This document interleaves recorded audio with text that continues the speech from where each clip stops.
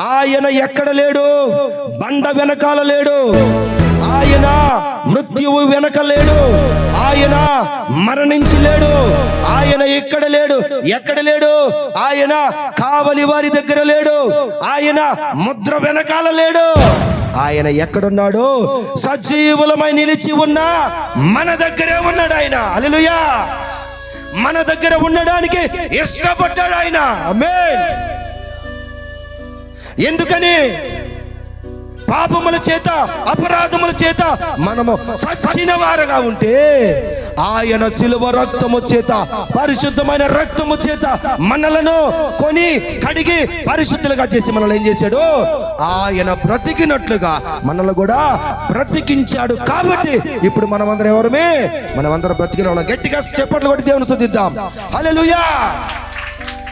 ఇప్పుడు మనమందరం ఎవరమే? చచ్చిన వాళ్ళమా, బతికిన వాళ్ళమా? చెప్పాలి, చెప్పాలి అందరం. మనమందరమే బ్రతికిన వారము, బ్రతికిన వారము.